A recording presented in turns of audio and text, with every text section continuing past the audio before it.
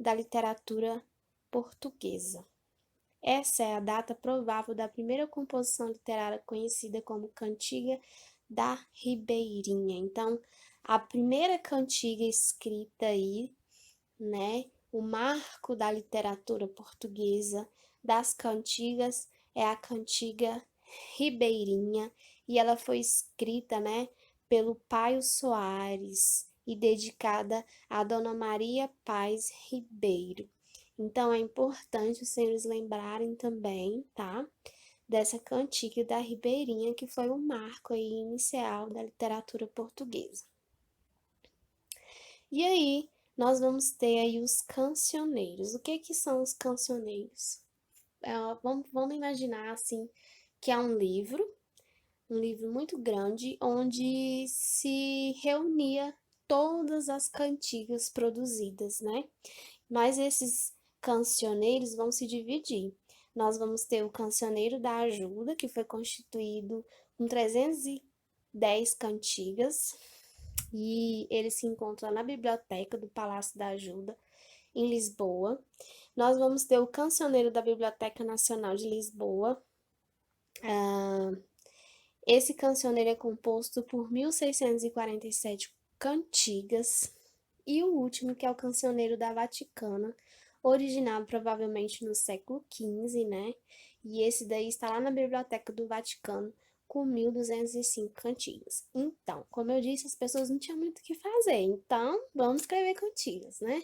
E aí, através dessas cantigas, a gente pode, por exemplo, conhecer, saber como é que era a vida na corte naquela época. Então, as cantigas, elas vão se dividir em dois tipos. Nós vamos ter as cantigas lírico e as cantigas satíricas, né? As cantigas líricas e as cantigas satíricas.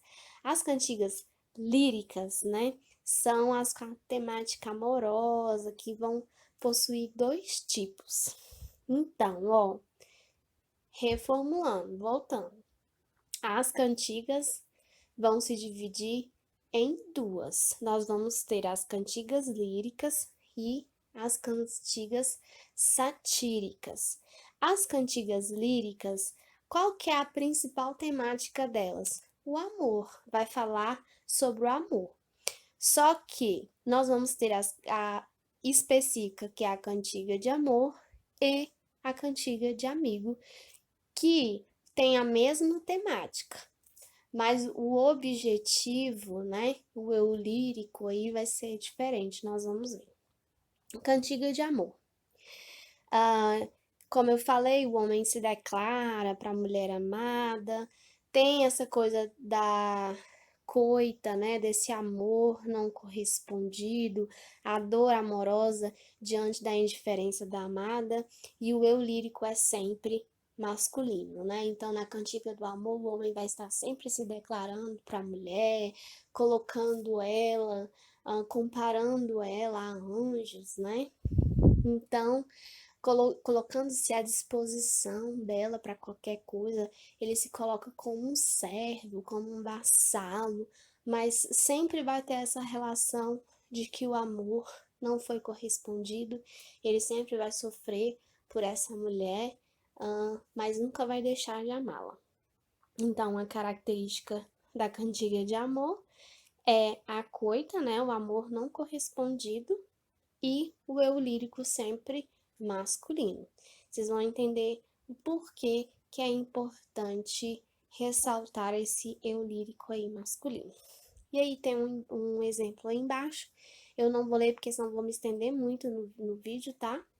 E aí nós vamos para a cantiga de amigo, que é, embora fosse escrita por homens, né? Porque as mulheres ainda não tinham esse espaço, né? Não podiam escrever, então elas sempre eram compostas por trovadores, mas a voz, né? O eu lírico, quem vai falar agora nessa cantiga, não é mais um homem, apesar dele estar escrevendo, quem fala na cantiga é uma voz feminina.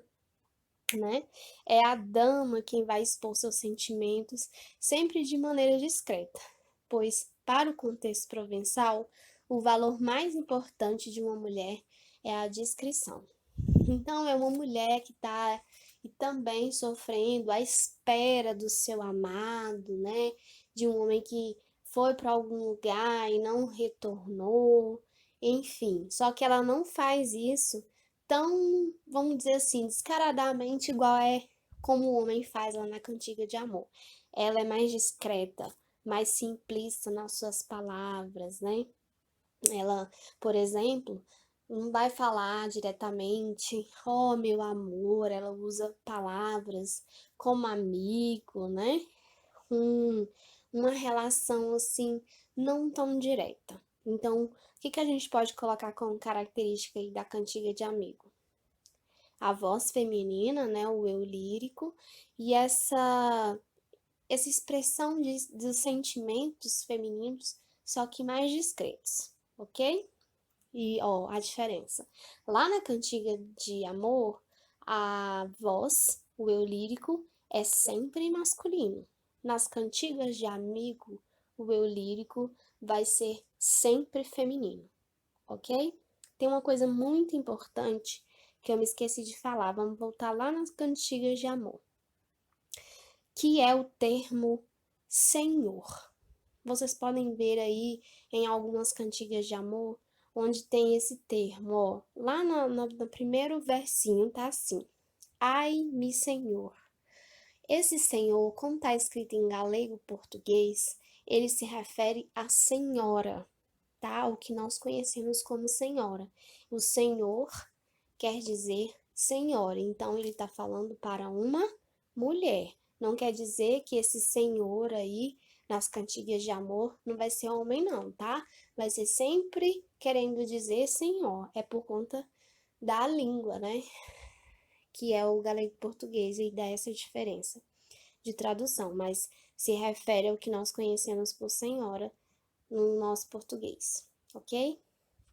E aí nós vamos ter as segundas cantigas, que são as satíricas. As cantigas satíricas destinam-se a ironizar ou difamar determinada pessoa. E também vão existir dois tipos. Nós vamos ter, primeiro, a de escárnio e segunda, a de maldizer. Voltando de novo, a pessoa não tinha muito o que fazer naquela época. Ia lá pro baile, às vezes queria jogar uma indiretinha pra alguém, né? E aí, ou então ficou sabendo de alguma coisa, e aí o trovador ia lá e escrevia sobre essa fofoca que ele ficou sabendo e não queria falar diretamente com a pessoa. Ele usava as cantigas satíricas para fazer isso, né? Era meio que uma fofoca assim, disfarçada, né? Então, as cantigas de escárnio são as mais irônicas e trabalham sobretudo com trocadilhos e palavras de duplo sentido, sem mencionar diretamente os nomes.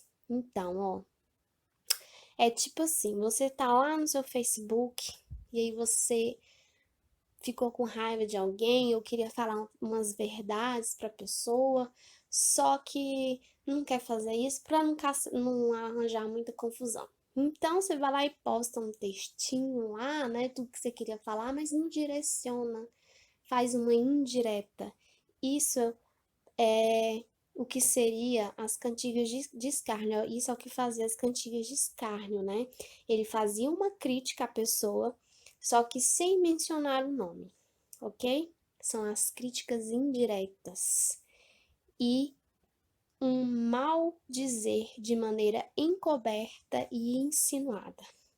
Nós vamos ter um exemplo aí, mas também não vou adentrar para não ficar muito longo o nosso vídeo, ok? E a última, que são as cantigas de maldizer. Aqui, as pessoas não vão ter um pingo de senso ou de medo de fazer a ofensa. Aqui, a ofensa, a direta, a indireta, né? É direta mesmo. Eles não vão medir palavras para dizer o que querem falar, que quiser. O que vier na cabeça, eles vão falar mesmo. São aquelas que têm os trovadores que vão apontar, né, apontam e nominalmente o alvo de suas sátiras. Então, o que que ele vai fazer? Ó, vou falar de fulano de tal.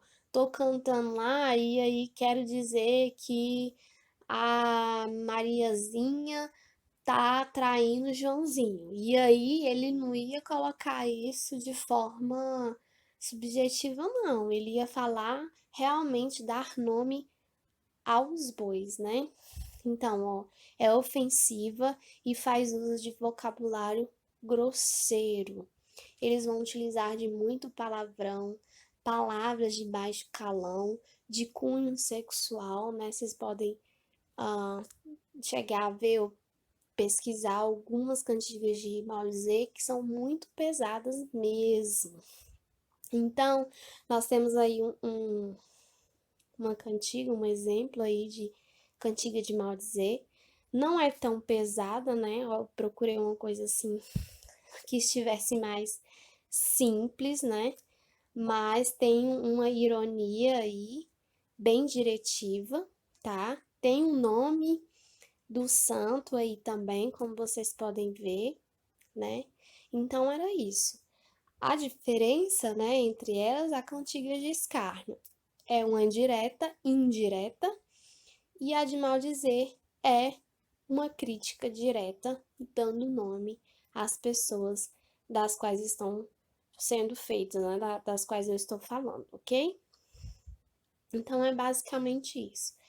Quem são os principais autores? Quem são os principais trovadores, né? Nós já falamos lá do Dom Diniz, nós vamos ter o João Soares de Paiva, o Paio Soares de Taveiroz, o Rei, né, já falei, João Garcia, o Afonso Sanches, o João Zorro e o Nuno Fernandes. Esses aí vão ser os principais nomes aí do trovadorismo, os trovadores, né? Fizeram muitas das cantigas que estão lá nos cancioneiros, né? Então, voltando, nós tivemos uma grande produção de cantigas aí durante a Idade Média e todas elas, né? Na verdade, todas não, mas boa parte, porque algumas acabam que ficam perdidas mesmo, mas boa parte delas estão nos cancioneiros, tá? Disponíveis na biblioteca, lá em Portugal. E se você tiver curiosidade, você pode pesquisar algumas também na internet. Lembrando que algumas vão estar no galego português e às vezes é um pouquinho complicado para a gente compreender o sentido, ou até mesmo, né, o que está querendo dizer. Bom, aqui no final eu deixei um mapa conceitual aí, resumindo tudo isso que eu falei de uma forma bem simples. O vídeo ficou um pouquinho longo, eu queria ser mais rápida, mas é muita coisa importante que tem que ser dita. Mas aí nesse mapa conceitual eu espero que ajudem vocês aí na hora do estudo, na hora de resolver a atividade. E é isso. E aí nós começamos, né, a nossa primeira escola literária, que é chamada de trovadorismo, ok? Beijo, espero que o material ajude vocês e até mais, pessoal.